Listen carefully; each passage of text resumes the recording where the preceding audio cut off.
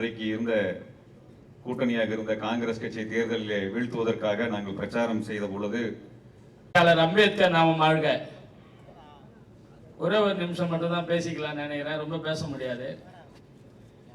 50 கோடி 100 கோடி வாங்குறவங்களாம் இப்ப கட்சி ஆரம்பிச்சாங்க. சமீபத்தில் அவனுக்கு என்ன பிரச்சனைன்னு தெரியல. ஒரு கட்சி ஆரம்பிக்கிறதுக்கு நாள் பார்த்து நேரம் பார்த்து ஐயர்கிட்ட ஜோசியம் பார்த்து பேரை பார்த்து ஆருடம் பார்த்து ஆரம்பிக்கிற மனிதர்களுக்கு மத்தியில் 1.5 லட்சம் பேர் இனப்படுகொலையை பார்த்து கண்ணீர் விட்டு கதறி ஆரம்பித்த இந்த மே 17 இயக்கத்தை நான் உண்மையிலேயே ஆதரிக்கின்றேன்.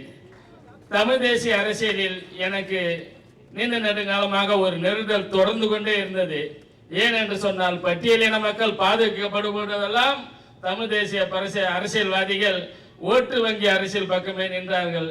இன்றைக்கு ஒரு தமிழ் தேசிய அரசியல் மீது நம்பிக்கை வைத்திருக்கிறது என்றால் அது தோழர் திருமுருகன் காந்தி தலைமையில் இயக்கின்ற மே 17 இயக்கம் தான் என்பதை இந்த நேரத்தில் கூறி சொல்ல நான் கடமைப்பட்டுள்ளேன். ஏனென்று சொன்னால், எங்கள் அமைப்பின் கோட்பாடு அம்பேத்கரை படி ஆரியத்தை இடி என்பதுதான். அதுபோலதான் இன்றைக்கு மே 17 இயக்கமும் இன்றைக்கு RSS, பிஜேபி, சங் பரிவார், பஜ்ரங் தள் போன்ற அமைப்புகளை தொடர்ச்சியாக எதிர்த்து கொண்டு வருகிறது. நாங்களும் உங்களோடு பயணிப்போம்.